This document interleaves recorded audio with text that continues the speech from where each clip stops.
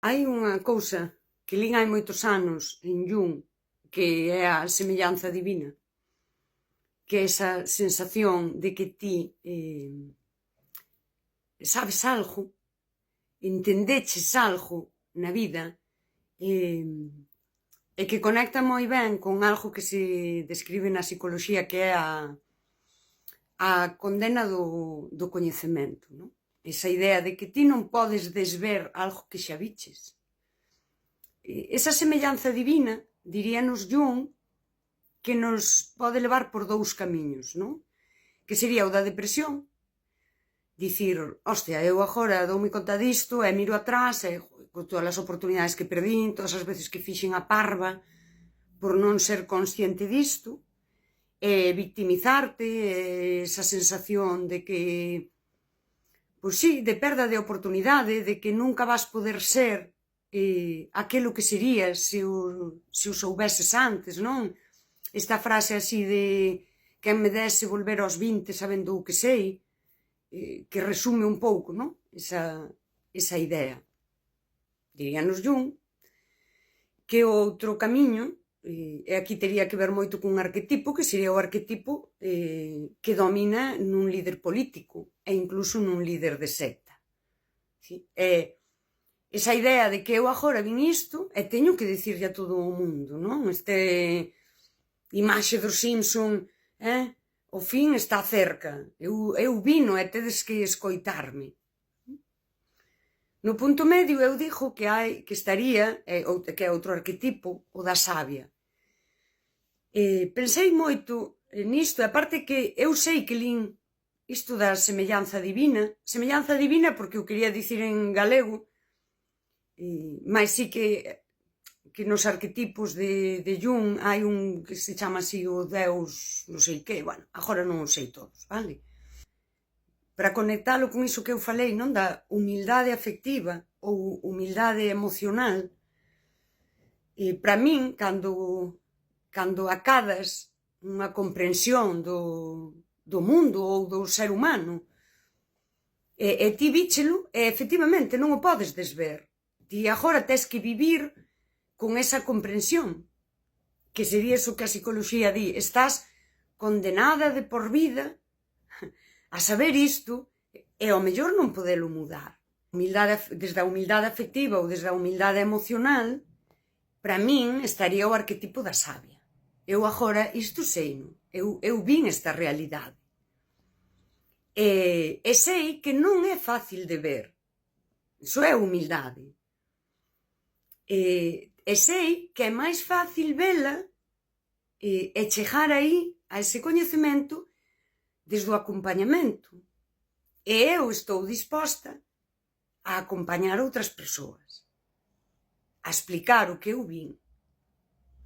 Que isto tamén conectaría moi ben que en cousas máis sinxelas a xente que ten didáctica e a xente que non ten didáctica. Hai xente que é boísima en algo e non ten esa capacidade de aprendercho. E hai outras persoas que si teñen a capacidade de aprendercho. E ten que ver, máis aló de que saiban facer ben unha cousa, saben a complexidade da aprendizaxe. A min gústame moito Jung e ao mesmo tempo pareceme un perigo.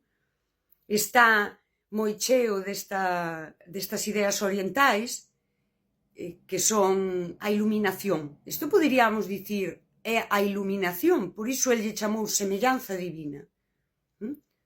Veu Deus e iluminoume con isto. Mais non é Deus que te iluminou. É que isto é moi bo, porque parece que nas filosofías orientais, que van aí parellas á religión, sería como unha forza superior que te iluminou. E Jung, desde a psicoloxía, explicou isto estaba no teu inconsciente e ti conseguiches pasalo ao consciente. E cando trata do humano, no teu inconsciente está iso que chaman inconsciente colectivo, iso que está no inconsciente de todas as persoas. E ti conseguiches pasalo ao consciente. E ademais eu no seu momento, non acababa de crer neso do inconsciente colectivo, na idea de, sabes, de que eu xa nacín e no meu inconsciente xa estaba un pouco todos eses arquetipos que son humanos. Mais, sen pasarme de frenada, porque hai que ter moito cuidado con estas cousas, cando coñecín a Arnold Stern, faleceu hai 2 ou 3 anos, é un francés que ele investigou sobre o debuxo nas crianzas, andou por todo o mundo e poñía as crianzas a debuxar. El douse conta que cando a unha crianciña lle dicía debuxa unha casa, estivese onde estivese, daba igual que estivese en París, ca nunha tribu do Amazonas, as crianzas debuxaban un pouco o mesmo jarabato. E a min iso sí que fai anos, non sei, 10, 15 anos que descubrín a Arnold Stern, sí que me fixo pensar e dixo, logo Jung tiña razón. O sea, os arquetipos, ese inconsciente colectivo está aí. Porque se as crianciñas debuxan o mesmo en todos os sitios do mundo, efectivamente, hai algo no inconsciente que é así. O que pasa é que a min con estas cousas nin sequera me gusta falalas moito, porque parece que estás falando aquí pois iso, de Deus e de cousas divinas, e non é iso. Non é iso, porque Jung sí que nos falou ao fin e ao cabo de psicoloxía. E pareceme unha cousa superinteresante, porque eu vexo na sociedade actual como esa inmadurez que vemos na sociedade ten moito que ver coa soberbia emocional. Poderíamos, isto digo eu que eu non o sei, pensei eu, se ao mellor cando ti acadas certo coñecemento, estarían as persoas que ademais o usan mal, que serían esas líderes de secta, que usan para crear calquera cousa que lle reporte un beneficio económico e un prestixio social, estarían as outras persoas que caen un pouco no burato de que eu non son o que podía ser, porque eu non sabía isto anteriormente. E esas persoas que caen no burato, nesa especie de depresión, viven con esa insatisfacción, viven nun silencio que non nos permite compartir a sabedoría.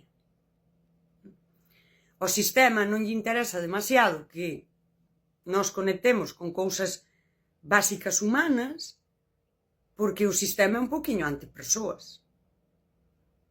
No sistema, en xeral, non é a persoa que está adiante, é a función da persoa na sociedade, o beneficio. Isto podémoslo ver desde o capitalismo, o beneficio económico, pero en xeral podémoslo ver a nivel social, o beneficio incluso a veces tan sinxelo e superficial, clasista, diso que eu falo, dese capital simbólico.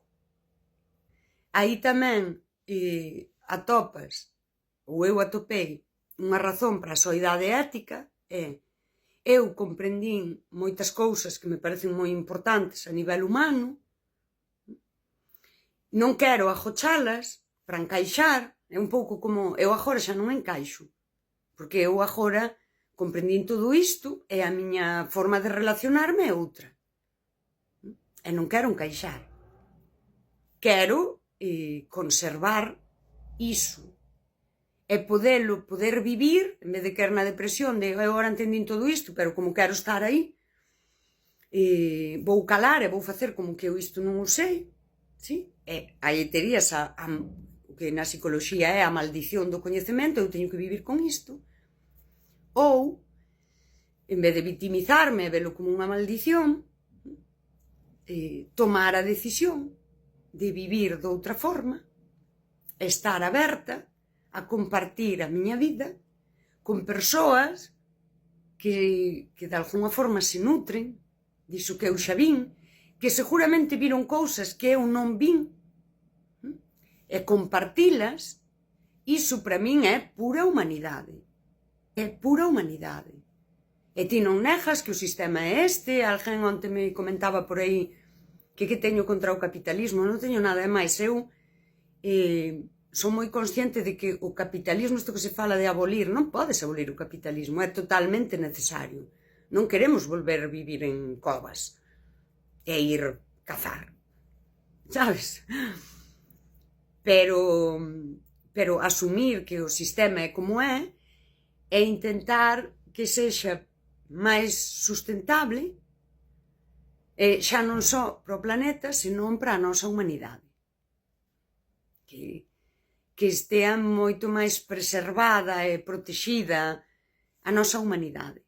Cando hoxe falamos que hai tantos problemas de saúde mental, eu creo que nese superficial perdemos todo eso que moitas persoas ven, mas sinten que isto non se pode dicir.